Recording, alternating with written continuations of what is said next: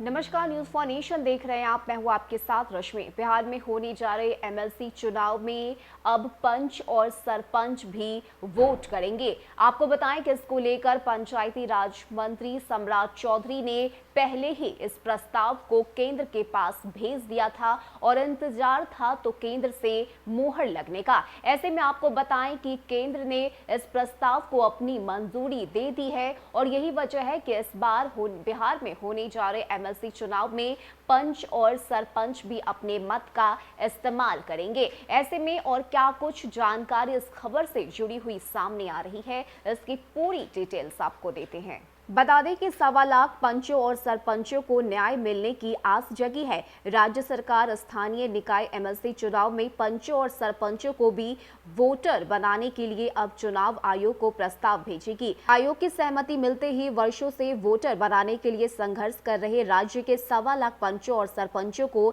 न्याय मिलने का रास्ता साफ होगा। इसके पहले राज्य सरकार ने पंचों और सरपंचों को वोटर बनाने के लिए केंद्रीय पंचायती राज मंत्रालय को प्रस्ताव भेजा था। प्रदेश के पंचायती राज विभाग के सूत्रों के मुताबिक केंद्रीय पंचायती राज मंत्रालय को राज्य सरकार के इस प्रस्ताव पर कोई आपत्ति नहीं है, पर पंच और सरपंच को वोटर बनाने की कानूनी प्रक्रिया के तहत चुनाव आयोग की सहमति जरूरी है। यह देखते हुए पंचायती राज विभाग ने पंचों और सरपंचों को भी वोटर बनाने के लिए अब प्रदेश के निर्वाचन आयोग को प्रस्ताव भेजने की कार्रवाई शुरू कर दी है। ऐसे में बता दें कि पंच और सरपंच के राज्य स्तरीय संघ बिहार प्रदेश पंच सरपंच संघ वर्षों से वोटर बनाने के लिए लड़ाई लड़ता आया है। संघ का तर्क है कि स्थानीय निकाय एमएलसी चुनाव में केवल ग्राम कचहरी के निर्वाचित जनप्रतिनिधि को ही अब तक वोटर से वंचित रखा गया था। हालांकि बिहार सरकार समेत राज्य के सभी 56 सांसद और वर्ष 2009 से ही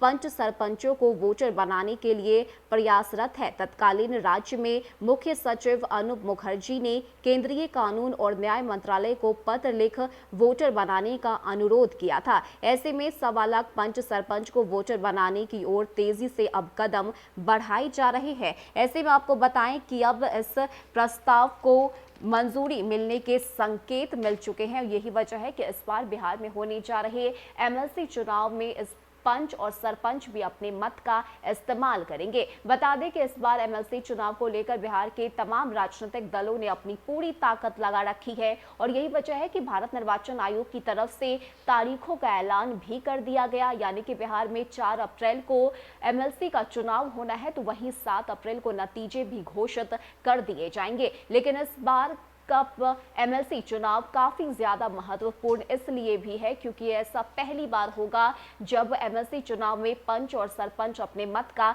इस्तेमाल करेंगे। हालांकि इस बात को लेकर पंच और सरपंच कई वर्षों से लगे हुए थे। उनकी तरफ से बाकायदा राज्य सरकार से इसको लेकर कई बार बात भी की गई और ये कहा गया कि आखिर उन्हें इस वोट से वंचित क्यों रखा जाता है और यही वजह है कि आखिरकार लगातार हो रही उनकी मांग को देखते हुए पंचायती राज मंत्री ने ये फैसला लिया और आखिरी में इस प्रस्ताव को केंद्र के पास भेज दिया गया। ऐसे में अब जो जानकारी सामने आ रही है उसके मुताबिक केंद्र ने इस प्रस्ताव पर अपनी मंजूरी दे दी है और यही वजह है कि इस बार 4 अप्रैल को होने जा रहे एमएलसी चुनाव में ऐसा पहली बार होगा जब बिहार में एमएलसी चुनाव में पंच और सरपंच अपने मत का इस्तेमाल करेंगे। फिलहाल के लिए इतना ही। ज्यादा अपडेट के लिए आप बने रहिए न्यूज फॉर नेशन के साथ। नमस्कार।